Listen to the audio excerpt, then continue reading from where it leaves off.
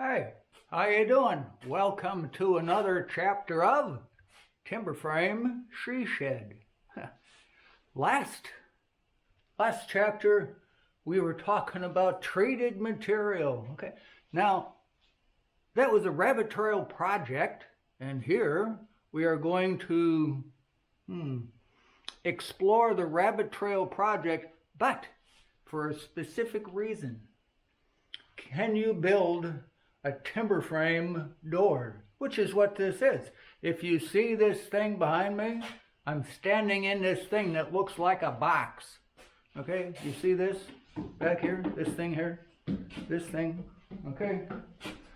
That treated material that I had on the last chapter, there's 4 8-foot long 5x6s and 2 14-foot long 5x6s.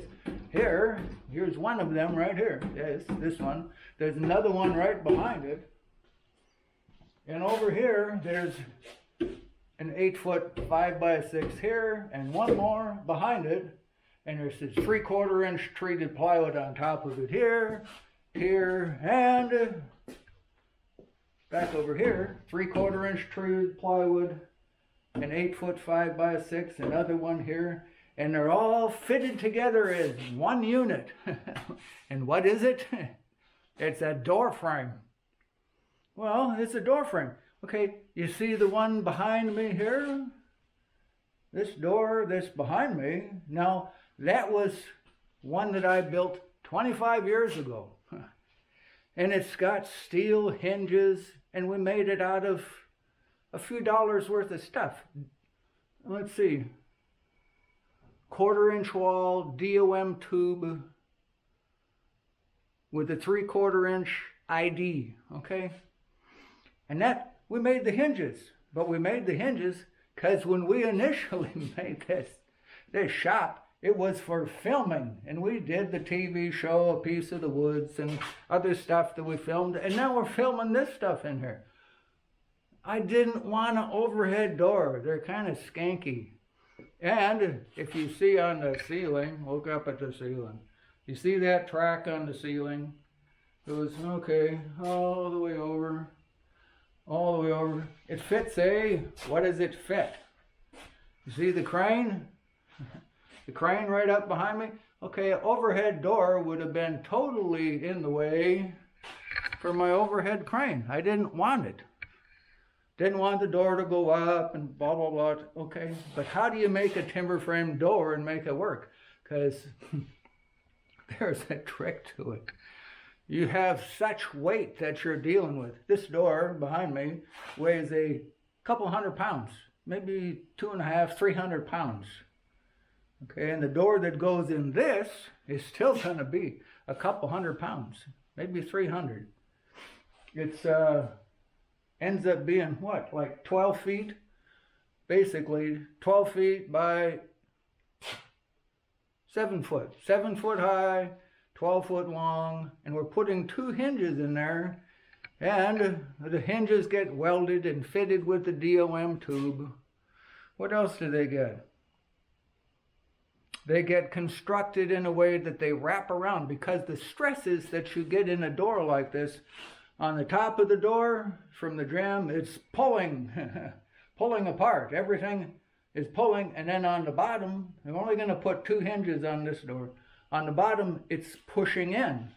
And while it deals with the stress on the door that the door gets, the door can be a little bit floppy to some degree. It's only, it's made out of 2x6s and some plywood and some tin metal, okay?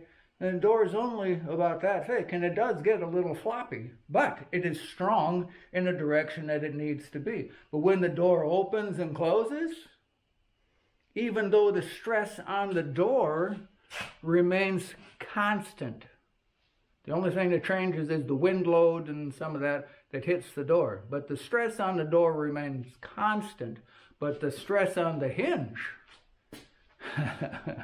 now the hinges on this one gets a hinge right here, one at the top, one at the bottom. But the stress on the hinge, it rotates. It changes. It's 90 degrees. It changes as the door opens and closes. The stress totally changes. So we're building that into this one. We're going to see if we can do better with this door here, which is a test. Really, I took this job because it's a test for the hinges that go on the timber frame she shed, because if she, on her she shed, has weddings there, you know, that it's rented out for weddings. Oh, if it's rented out for weddings, an overhead door is totally unacceptable. It won't work. It won't fly. No, nobody's gonna want that. In the backdrop of the pictures for the wedding, to have a rolly up overhead door. No, that isn't gonna work. So this is a test on this door to see if I can do better, and I'm pretty sure I can do better with the hinges than I did on this big door, because if you see at the top of this door, look at the top of the door, and this hinge has separated, not come apart, but it has moved because of the load that's on the door. It has pulled, and on the bottom of the door it has pushed. And over on the other side, you see that it doesn't fit quite perfect. It still works. It still works. It still works, you know. It still opens, it still closes, you know. It's still fine, but it doesn't fit perfect. So we're going to see if we can change the design of the hinge a little bit. We're going to change the design of the hinge a little bit and get it so that it doesn't sag, that it doesn't droop, that it remains constant with the load that hits this door, so that it will work on the timber frame she shed. So this is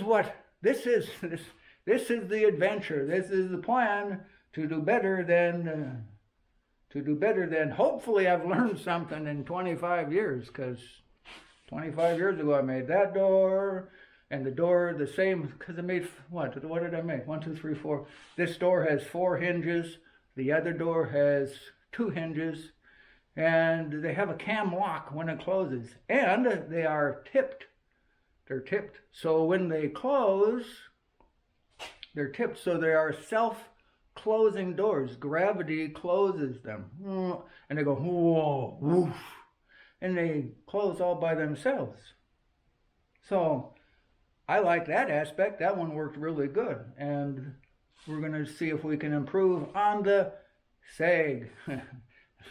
I don't want a sagging middle. I don't want a sagging door. So we're gonna pursue perfection, at least on the perfection on the door. Anyhow, I'm just glad, you know, camera girl, she's got to wear glasses, you know. So, you know, and she doesn't wear them very often, so she thinks I'm handsome. I'm gonna hide her glasses, I think. So, okay, enjoy the journey.